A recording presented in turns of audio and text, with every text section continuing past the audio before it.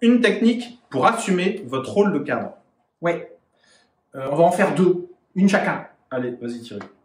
Perso, une technique pour assumer son rôle de cadre, sortir de son bureau pour avoir les gens directement, aller les voir quand il y a des choses à faire avec ces personnes-là, plutôt que de prendre son téléphone, l'autre personne est à 3 bureaux à côté en disant bon, ou alors envoyer le mail, voire le SMS.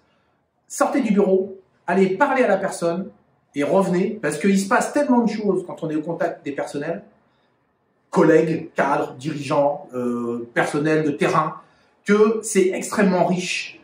C'est beaucoup plus riche que de prendre un téléphone ou d'envoyer un mail pour dire quelque chose à une personne qui est à 2 mètres après. Sauf si vous avez besoin de justifier par écrit une situation. Et là, ça emmène sur l'histoire des mails d'ailleurs. Tu m'avais parlé de ça. Ouais, il y a un double sujet, c'est le sujet porte ouverte email. La stratégie d'avoir tout le temps la porte ouverte est une connerie monumentale, au même titre que quand elle est tout le temps fermée, c'est débile. Vous devez, autour de ce sujet-là, être clair avec vos équipes sur ce qui se passe quand c'est ouvert et quand c'est fermé. Quand c'est fermé, c'est que vous êtes sur des choses importantes qui exigent que vous ne soyez pas dérangés.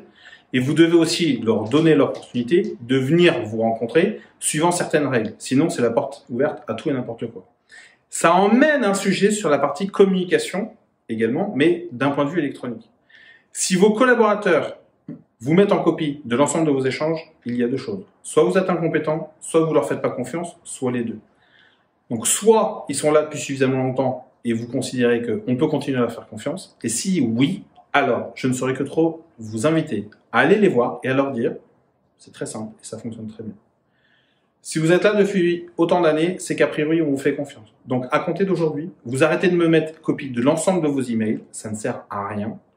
Par contre, j'attends de votre part que vous me mettiez en copie des sujets ou des étapes sur des sujets ou des projets sur lesquels vous considérez que mon attention et mon action doivent vous aider à réaliser votre projet ou votre action.